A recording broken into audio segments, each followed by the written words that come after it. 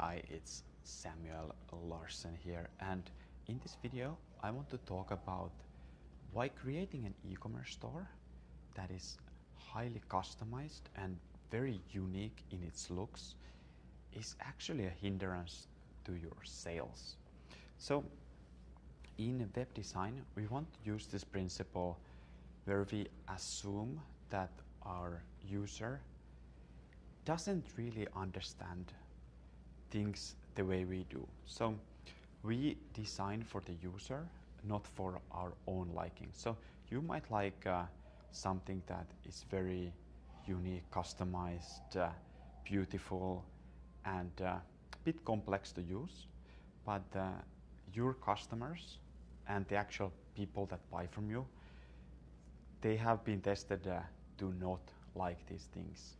So they are voting with their dollars, and you should listen to them. So in web design, in e-commerce design especially, we always want to optimize for just the busier, laziest, and non-tech savvy customer possible. So imagine the people visiting your site, if they are just, they only care about themselves, so kind of like a sociopaths, and if they're even, like you could say, a bit stupid in using computers, and also they're really lazy, so they don't want to exert extra effort in their shopping experience.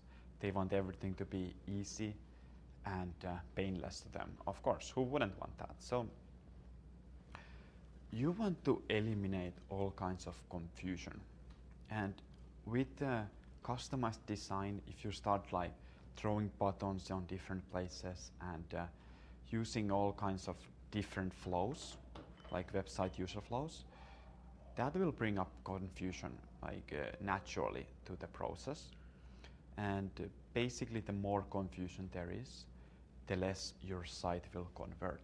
So on every single page, you just want to have this one thing that you are aiming for. So let's say I want to have a customer to add product to my cart in the product page.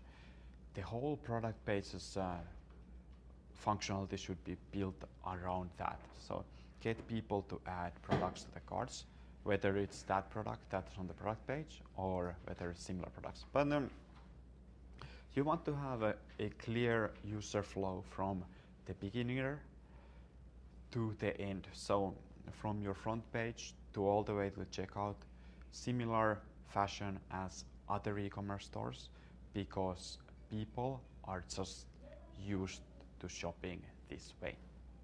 Now, the second point I would bring up is the point of visual competition. So the more custom and amazing your store looks, the less your products will like stand out in that sense. So it's good for like branding, positioning type of thing to like have a really highly visual store, for example, clothing products.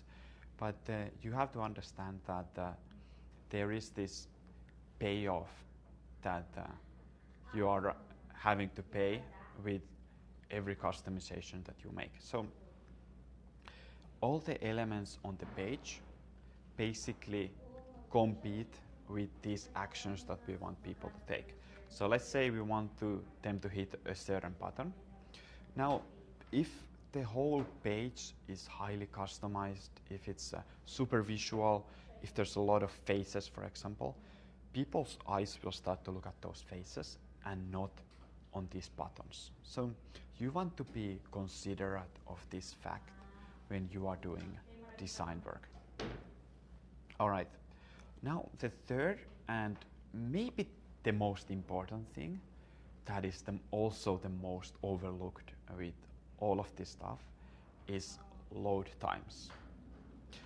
Okay, so a rule of thumb to begin with, all of your pages should be less than 2 megabytes. And this is something that definitely scares most people off, because they're confused, like, how could I ever have a good looking page with less than 2 megabytes? And I gotta admit, it is a challenge. But there is a couple of ways to get rid of this and to get still functioning pages with just a couple of megabytes.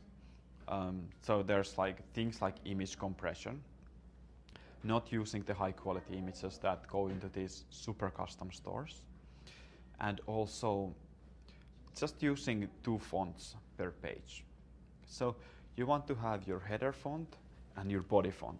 That's it. More fonts really creates a lot of load time.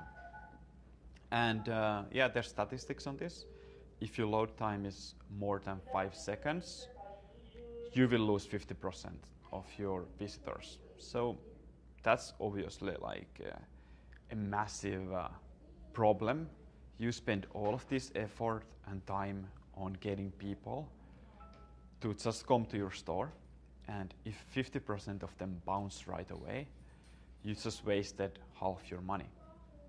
Like, so if that doesn't motivate you to create simple, fast loading pages, then I don't know what will. But with these 3, keep in mind that you don't want to confuse your customers, you don't want there to be too much visual competition, and you definitely don't want to bloat those load times by making your sites too complicated. All right, so keep this in mind when you want to create a super custom website. All right, thank you for watching. Make sure to like this video, comment on it. I personally respond to every single one of them, and also subscribe to my channel for more tips like this. All right, thank you, and see you on the next one.